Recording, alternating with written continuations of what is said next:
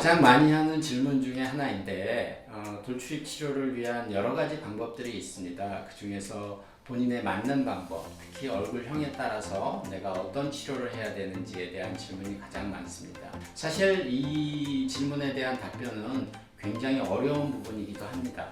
왜냐하면 이것은 아가면외과 혹은 세팔로메트리상 정확한 진단과 이에 따른 치료 플랜을 세우는 게 실제로 가장 어렵기도 하고, 특히 일반인들은 이해하기도 어렵고 전문의인 저희들도 사실 굉장히 조심스럽고 신중해야 되는 부분이기도 합니다. 일반적인 내용으로 말씀드리자면 돌출입 치료를 위한 방법은 크게 치아 교정만 하는 방법, 두 번째 수술을 하는 방법이 있습니다.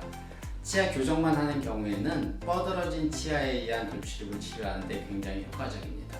물론 2 내지 3년 기간의 시간이 필요하고 또 여러 가지 번거로운 점은 있지만 수술을 하지 않고 치료할 수 있기 때문에 환자에 대한 부담도 적고 비용적인 부담도 적은 것이 사실입니다.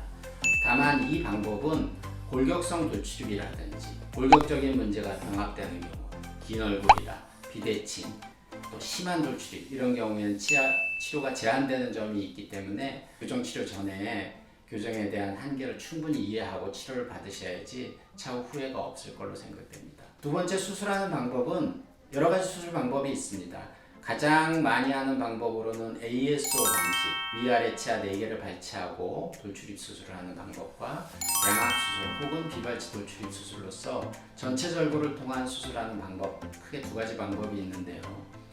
ASO 방식은 간단하고 효과적인 치료 방법이지만 얼굴이 길거나 혹은 비대칭이 심한 경우에는 수술 효과가 떨어지기 때문에 비대칭을 동반한 긴 얼굴, 긴 턱을 가진 경우에는 양악 수술이 보다 적합한 수술 방법일 수 있습니다. 질문하신 분의 경우에는 돌출입과 긴 얼굴을 같이 가진 경우이기 때문에 일반적인 ASO 방식의 돌출입 수술보다는 양악 수술이 보다 적합할 것으로 생각되지만, 보다 정확한 상담과 진단을 위해서는 병원을 방문하셔서 세팔로메트리나 기타 검사를 통해서 정확하게 진단을 받으시고 수술 계획을 수립하고 또 전문의와 충분한 상담을 거쳐서 치료 계획을 결정하시는 것이 무엇보다 가장 중요할 걸로 생각됩니다.